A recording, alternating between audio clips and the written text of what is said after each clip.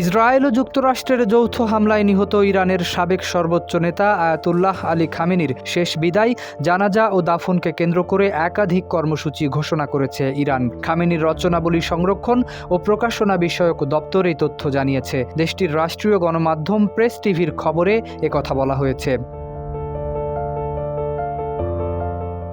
ঘোষণা অনুযায়ী আগামী ৪ ও ৫ জুলাই ইমাম খমেনি মুসাল্লেতে শেষ শ্রদ্ধা নিবেদন অনুষ্ঠিত হবে। এরপর ৬ জুলাই তেহরানে তার জানাজার যাত্রা বের করা হবে। এছাড়া ৭ জুলাই কওম এবং ৯ জুলাই মাশহাদেও পৃথক জানাজার আয়োজন করা হয়েছে। আয়োজকদের পক্ষ থেকে জানানো হয়েছে, খামেনিকে ইমাম রেজার মাজারে দাফন করা হবে।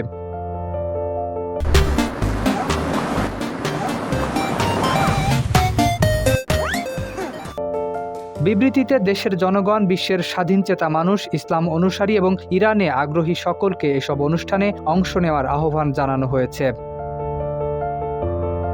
আয়াতুল্লাহ রুহুল্লাহ খমেনির মৃত্যুর পর ১৯৮৯ সালে আয়াতুল্লাহ আলী খামেনি ইরানের দ্বিতীয় সর্বোচ্চ নেতা হিসেবে দায়িত্ব গ্রহণ করেন। ২০২৬ সালের ২৮ ফেব্রুয়ারি নিহত হওয়ার আগ পর্যন্ত তিনি টানা ৩৬ বছর ৬ মাস এ পদে অধিষ্ঠিত ছিলেন।